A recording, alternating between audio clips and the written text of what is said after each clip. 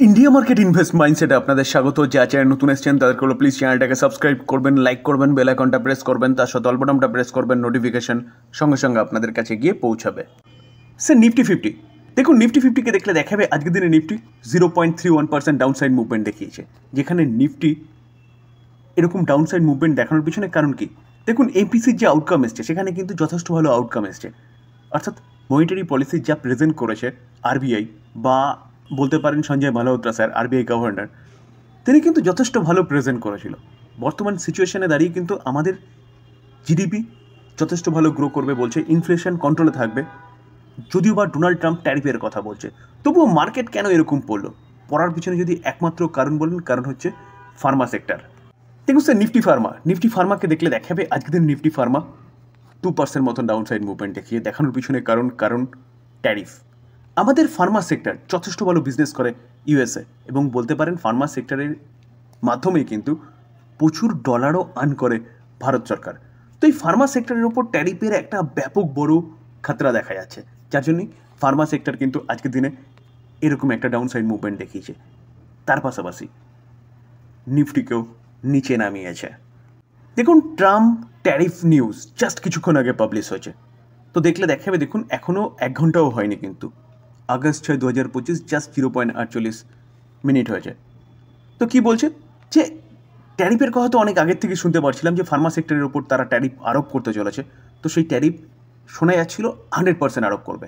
তো সেই 100%কে ছাপিয়ে গিয়ে এখন শোনা যাচ্ছে কি 250% ট্যারিফ আরোপ করতে পারে আমাদের ফার্মা ইন্ডাস্ট্রির ওপরে, যেখানে বলতে পারেন ইউএসএ 60% ফার্মার চাহিদা পূরণ করে আমাদের দেশের ফার্মা কোম্পানিগুলোর জেনেটিক ওষুধ। তো স্যার তার উপরে 250% ট্যারিফের কথা বলছে ইউএস প্রেসিডেন্ট ডোনাল্ড ট্রাম্প।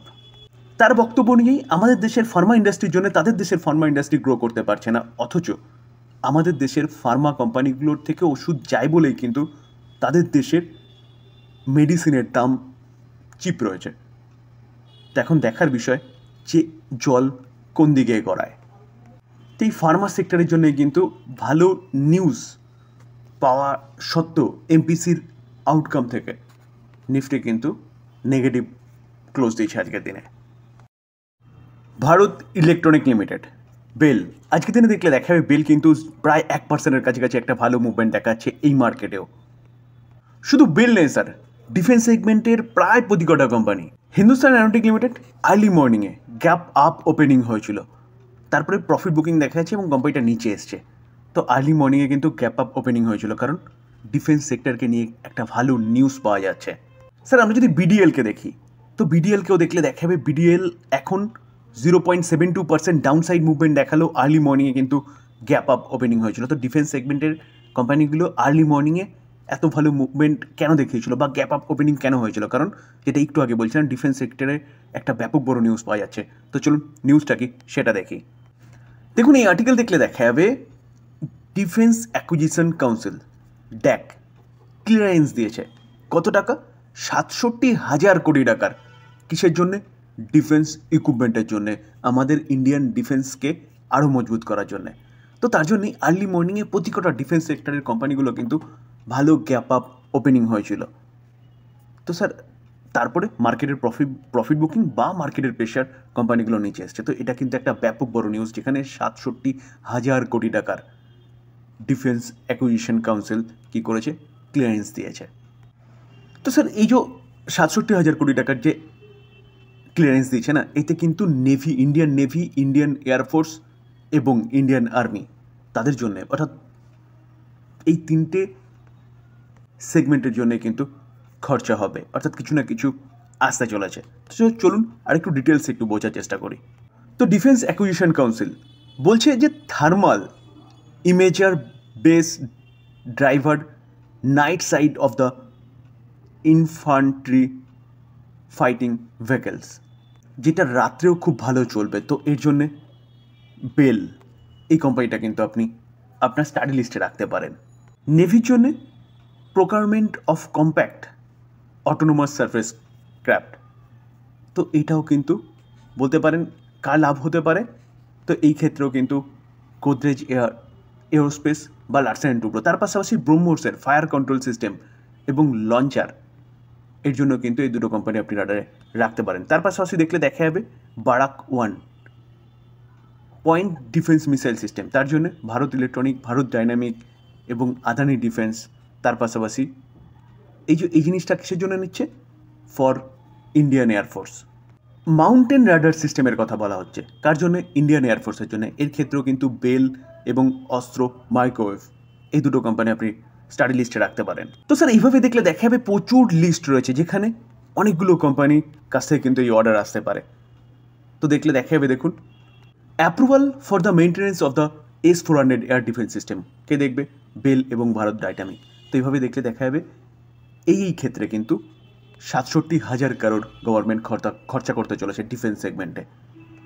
তো আর্লি মর্নিংয়ে এই কারণে কিন্তু ডিফেন্স কোম্পানিগুলো এতটা ভালো মুভমেন্ট দেখিয়েছে। দেখুন, এটা জাস্ট নিউজ এসছে, যখন থেকে এবার স্পেন্ড করা শুরু হবে তখন থেকে কিন্তু কোম্পানিগুলো অর্ডার পাওয়া শুরু হবে।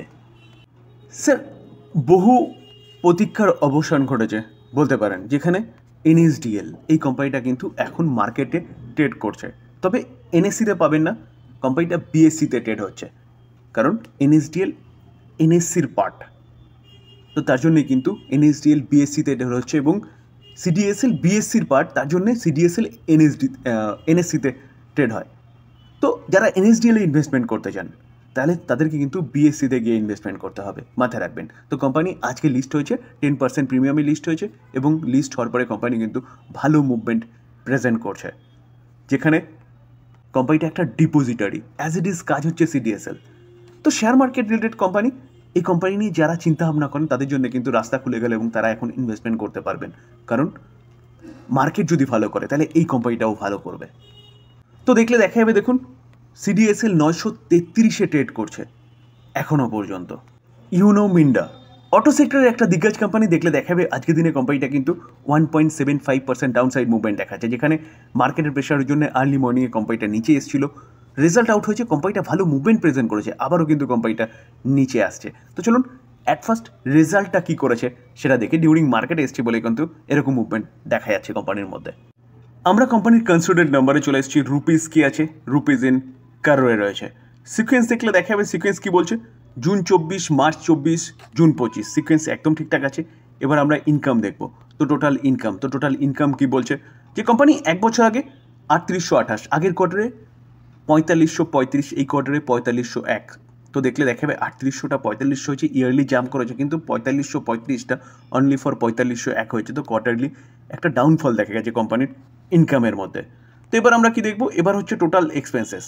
তো এক্সপেন্সেস অর্থাৎ খরচা দেখলে দেখা যাবে কোম্পানি এক বছর আগে 3587, আগের কোয়ার্টারে 4207, এই কোয়ার্টারে 4149। তো খরচা কিন্তু ইয়ারলি বাড়লেও কোয়ার্টারলি কম করেছে, যেখানে কোয়ার্টারলি আমরা ইনকাম দেখেছিলাম কমে গেছে, এটা একটা ভালো সাইন বলতে পারেন। তো ইনকাম মাইনাস এক্সপেন্সেস করলে পরে অপারেটিং প্রফিট পাওয়া যায়। তো অপারেটিং প্রফিট দেখলে দেখা যাবে কোম্পানি এক বছর আগে 240, আগের কোয়ার্টারে 328, এই কোয়ার্টারে 351। অপারেটিং প্রফিট বেড়েছে কেন? কারণ কোম্পানি খরচাটা কিন্তু অনেকটাই কন্ট্রোল করেছে কোয়ার্টারলি। তো এবার ট্যাক্স ও অ্যাডজাস্টমেন্ট, তারপরে কোম্পানির মেন প্রফিট। তো net profit for the period দেখলে দেখা যাবে কোম্পানি এক বছর আগে কী করেছে? এক বছর আগে 210, আগের কোয়ার্টারে 289, এই কোয়ার্টারে 309। তো দেখলে দেখা যাবে ইয়ারলি এবং কোয়ার্টারলি কোম্পানি কিন্তু যথেষ্ট ভালো পারফরমেন্স দেখিয়েছে, যেটা আমরা আর্নিং পার শেয়ারও দেখতে পারবো। 3.46, 4.63, 5.06। রেজাল্ট ঠিকঠাকই ছিল। তো সেই জন্যই কিন্তু কোম্পানিটার মধ্যে ভালো একটা মুভমেন্ট দেখা গেছে রেজাল্ট আউট হওয়ার পরেই। তারপরে কোম্পানি পড়লো কেন? পড়ার পিছনে কারণ হচ্ছে ট্যারিফ বলতে পারেন, যেখানে অটো সেক্টরের ওপরও কিন্তু ট্যারিফের ভয় কাজ করছে। তো এই কারণে কোম্পানির মধ্যে একটা প্রফিট বুকিং দেখা গেছে, কারণ হেভি রিসেন্ট কোম্পানিটা কিন্তু যথেষ্ট ভালো মুভমেন্ট প্রেজেন্ট করেছিল। দেখুন লাস্ট 5 দিনে দেখলে দেখা যাবে কোম্পানিটা 3% মতন এখনও পর্যন্ত দেখাচ্ছে, সেটা কিন্তু 5%-এর কাছাকাছি চলে গেছিলো। তো এই কারণে রেজাল্ট আউট হওয়ার পরে এবং ট্যারিফের ভয়ে কিন্তু এই কোম্পানিটা আজকের দিনে ডাউন সাইড মুভমেন্ট প্রেজেন্ট করেছে। তবে ডিসক্লেমার দিয়ে রাখি স্যার, এই ভিডিওতে যেসব কোম্পানিগুলো নিয়ে আলোচনা করলাম সেসব কোম্পানিগুলোর সম্বন্ধে নিউজ পাওয়া যাচ্ছে, সেটাই আপনাদের সামনে তুলে ধরার চেষ্টা করলাম মাত্র। তো প্লিজ কেউ এটাকে বাই রেকমেন্ডেশন হিসেবে নেবেন না। বাই করার আগে নিজে ভালো মতন অ্যানালাইসিস করবেন, তারপরে বাই করবেন, বা আপনি আপনার ফাইন্যান্সিয়াল অ্যাডভাইজারের সাথে কথা বলে নিয়ে তারপর বাই করবেন। থ্যাংক ইউ, ভালো থাকবেন।